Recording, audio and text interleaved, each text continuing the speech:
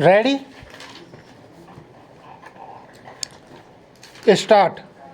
सभापति जी, जैसा कि मैंने कहा, अंग्रेजों ने इस देश में अंग्रेजी को प्रतिष्ठित किया और यहाँ के लोगों को मजबूर होकर सरकारी नौकरियों को प्राप्त करने के लिए, अपनी रोजी कमाने के लिए, पैसा कमाने के लिए अंग्रेजी पढ़नी पड़ी और धीरे धीरे हिंदुस्तानी अंग्रेजी भाषा पढ़ने को मजबूर होने लगे। मैं अपनी सरकार को बतलाना चाहता हूँ कि दरअसल दक्षिण के लोग हिंदी विरोधी नहीं हैं। अगर आप कह दें कि कोई दक्षिण का भाई हो हिंदी पढ़े, उसे और लोगों की अपेक्षा 50 रुपये ज़्यादा वेतन दिया जाएगा तो सब हिंदी पढ़ने लगेंगे।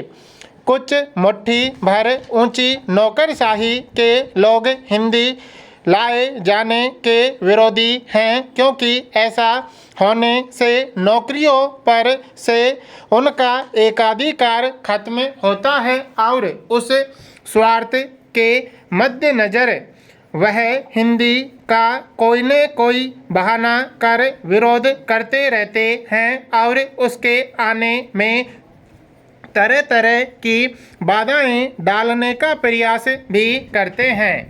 उनके इसी कुचक्र का फल है कि हिंदी को आज तक उसका उपयुक्त स्थान नहीं मिला। गांधी जी सन 1917 में मेरे ज़िले में गए थे। गांधी जी ने गुजराती में अपना भाषण नहीं किया, बल्कि गांधी जी ने हिंदुस्तानी में भाषण किया। गांधी जी ने कहा कि अगले साल मैं चंपारण के लोगों को भोजपुरी में भाषण करते देख लूँगा।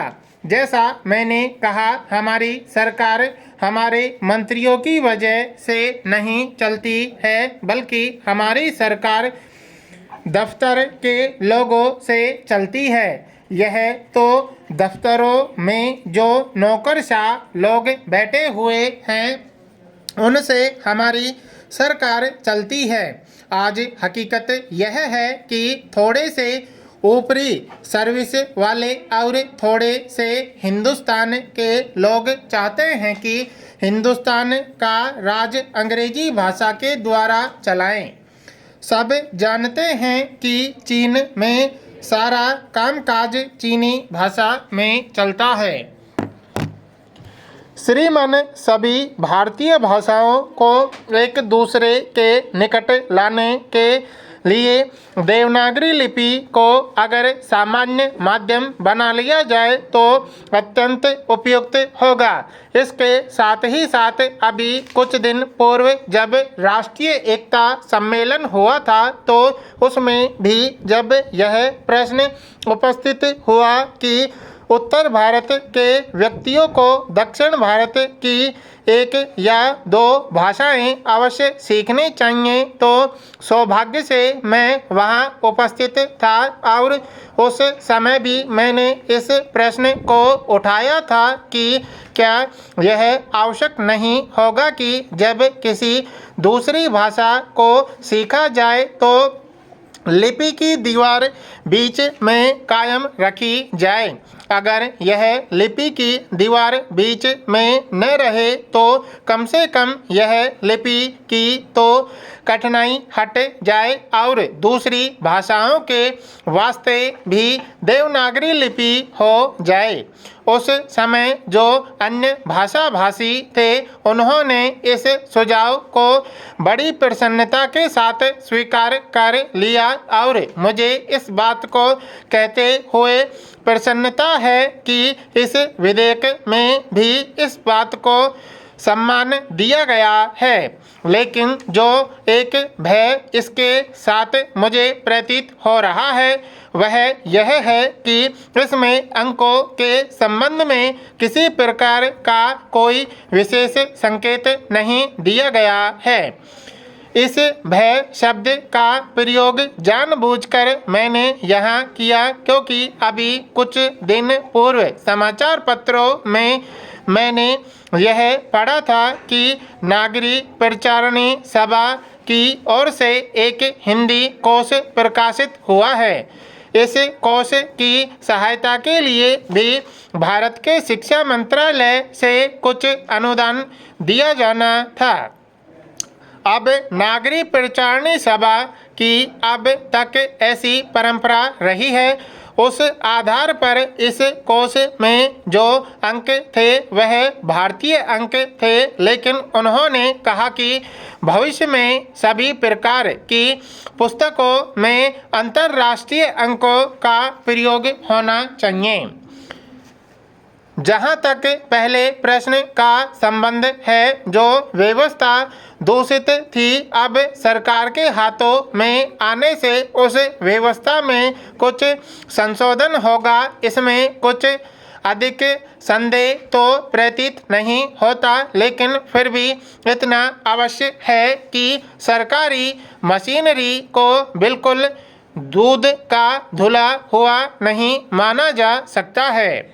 जो व्यवस्था दूसरे हाथों में थी, सरकार के हाथों में आने से वह सर्वथा समाप्त हो जाएगी, ऐसी बात तो नहीं है, परंतु फिर भी मेरा अपना विश्वास इस प्रकार का है कि सरकार इस संस्था को उसी पवित्र उद्देश्य से चलाने के लिए प्रयत्नशील होगी जिन उद्देश्यों को लेकर इस संस्था की नींव डाली गई थी।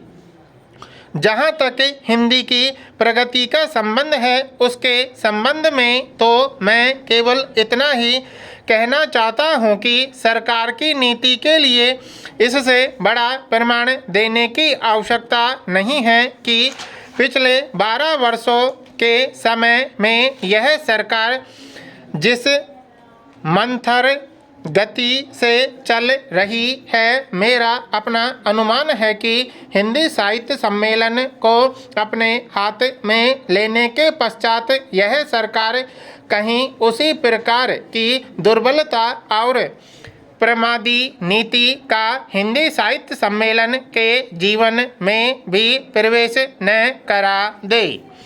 मेरा यह विश्वास है कि इस विधेयक की जिस धारा में यह कहा गया है कि अन्य भाषाओं का साहित्य भी देवनागरी लिपि में प्रकाशित किया जाएगा, वह बहुत हितकर होगा। हमारे देश का यह एक बहुत बड़ा अभाव था जिसको कि हिंदी साहित्य सम्मेलन द्वारा इस प्रकार पूरा किए जाने का प्रयास किया जाएगा। कुछ दिन पूर्व मैंने इस प्रकार का एक प्रस्ताव भी इस सदन में दिया था। मुझे इस बात को कहते हुए प्रसन्नता है कि मुख्यमंत्रियों का सम्मेलन जो इसी भारत की राजधानी दिल्ली में हुआ था, उसमें इस बात को स्वीकार किया गया। सभापति जी, भारतीय स्वाधीनता संग्राम के समय 2 नारे हमारे देशवासियों को सुनने को मिले, एक लखनऊ से और दूसरा इंदौर से। लखनऊ में तिलक ने यह नारा लगाया कि स्वराज्य हमारा जन्मसिद्ध अधिकार है, और इंदौर से हिंदी साहित्य सम्मेलन के अध्यक्ष पद से महात्मा गांधी जी ने कुछ समय पश्चात ही यह नारा लगाया कि हिंदी का प्रश्न स्वराज्य के प्रश्न से कहीं अधिक बड़ा है। आगे चलकर ये दोनों नारे साथ साथ मिलकर चले और भारतीय स्वाधीनता संग्राम के दोनों ही अंश बन गए।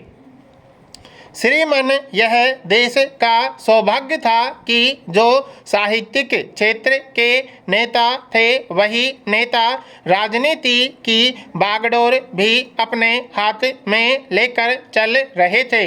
इसका सुपरिणाम यह हुआ कि जब देश स्वतंत्र हुआ और जब स्वतंत्र होने के पश्चात देश की राजभाषा बनने का निर्णय होने लगा तो उसी पृष्ठभूमि में हमने यह निश्चय किया कि स्वाधीन भारत में 15 वर्ष के पश्चात हिंदी राजभाषा घोषित की जाएगी।